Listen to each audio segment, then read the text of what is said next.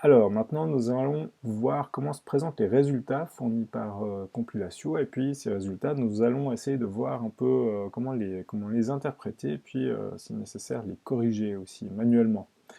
Alors là, vous voyez que je me trouve dans un dossier de test où j'ai une petite série de documents avec une première vue globale. Donc les résultats ils sont exprimés ici en pourcents, hein. Ce pourcent, il exprime le rapport entre le nombre de mots identifiés comme appartenant à une source autre, et puis le nombre de mots total qu'on trouve dans le document, hein. On a vu un peu plus tôt que on peut définir des seuils qui vont permettre d'afficher ces résultats dans différentes couleurs. Ici, j'ai les seuils par défaut, donc en dessous de 25%, je suis en orange. Et puis au-delà, là, j'ai quelques exemples avec des taux très élevés, c'est en rouge. Dans cette zone à droite, ici, avec les trois petits points, j'ai la possibilité de faire différentes manipulations qui sont plutôt de la gestion du dossier. Mais ce qui m'intéresse, c'est le rapport lui-même. Là, je vais regarder la version en ligne. Donc, je vais cliquer ici, et puis j'arrive sur une nouvelle vue. Pour ce document-là uniquement, évidemment, le rapport concerne un document et pas le dossier dans son entier, avec trois vues. Une vue synthèse qui me détaille un certain nombre de choses. D'abord, où se trouvent dans le fil du document les passages incriminés, c'est 17%, on voit qu'ils sont répartis, mais ça pourrait avoir un intérêt de voir s'ils sont plutôt au début ou plutôt à la fin du texte. Ici, je vois que j'ai quatre sources principales qui ont été détectées, hein, dans le texte.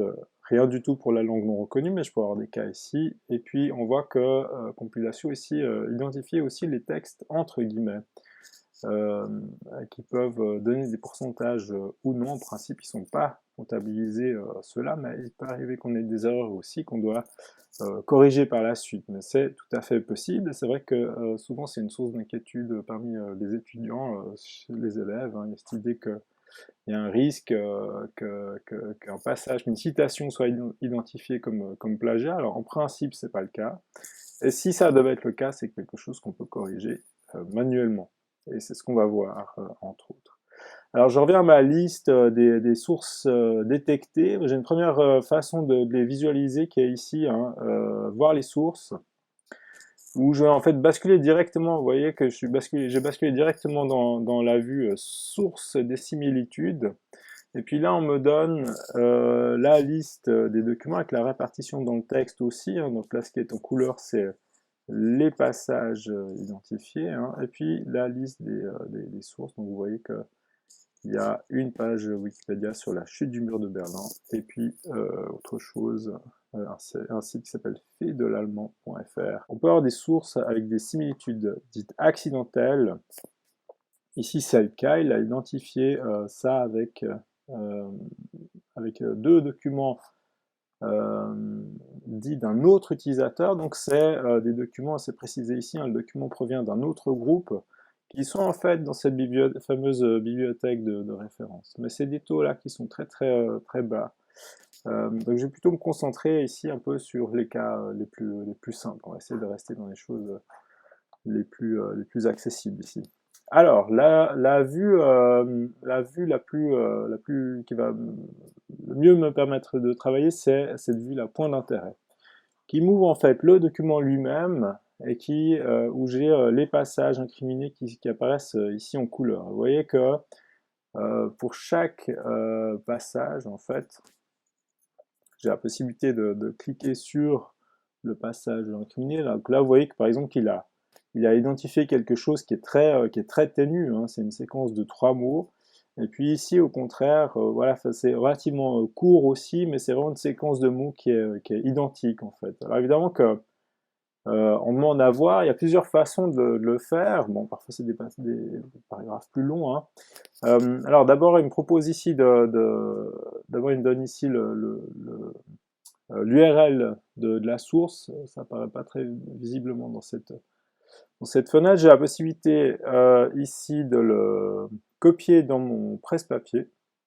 Si je clique ici, l'URL a été copiée dans le presse-papier, donc une première méthode, hein, ce serait voilà, pour garder trace de ça, ou bien je peux carrément lui demander tout de suite, en cliquant ici, de m'ouvrir un nouvel onglet qui va me permettre de voir la source. Donc là, je fais clic et hop, mon navigateur m'a ouvert un nouvel onglet avec la page en question. Mais alors c'est pas très pratique de naviguer là-dedans. Par chance, j'ai une autre façon de vraiment de visualiser qui est très pratique. C'est ici cette icône-là. On voit les deux documents qui sont côte à côte. Et c'est exactement ce qui se passe.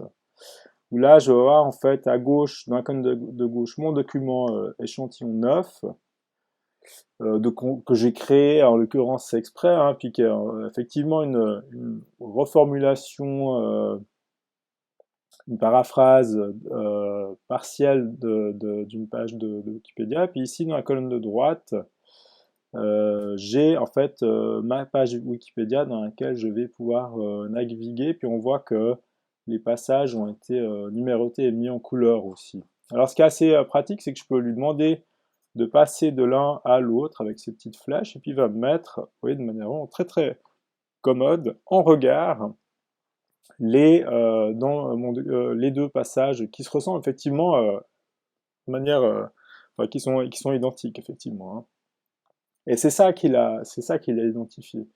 Puis là, on voit vraiment un peu la mécanique de compilation, puisqu'on voit que par exemple pour ce document, ce passage 2, hein, on a des choses qui sont vraiment mot pour mot absolument identiques. La mobilisation spontanée des habitants de Berlin-Est, cette fin de phrase. Et puis là, on voit un petit peu qu'il a identifié que elle symbolise la fin des régimes communistes en Europe de l'Est en 1989.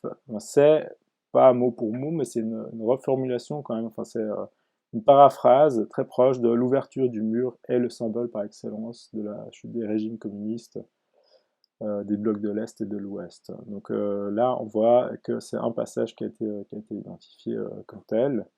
Et puis, j'ai eu la possibilité de naviguer dedans dans ces différents exemples. Voilà, tout vient de la même source dans ce cas-là.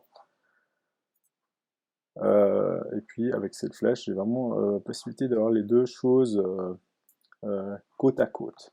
Alors, comme je vous disais, ça peut arriver qu'on ait affaire à des faux positifs. Là, c'est pas le cas, hein. Mais c'est vrai que dans certains cas, on peut avoir des passages qui sont identifiés comme du plagiat et qu'on ne l'identifierait pas comme tel à la lecture, parce qu'on aurait affaire à quelque chose qui serait vraiment du sens commun et puis une ressemblance accidentelle. Dans ces cas-là, on peut lui demander d'ignorer une zone, admettons que ce soit le cas pour cette citation 2 ici. Alors je vais cliquer ici sur ignorer la zone. Vous voyez que cette zone correspond à 2% du texte. C'est un échantillon assez court. Et si je le fais, il va modifier. Puis vous voyez que mon pourcentage ici est passé de 17 à 15%. Donc c'est dynamique et puis ça permet effectivement une correction manuelle relativement simple.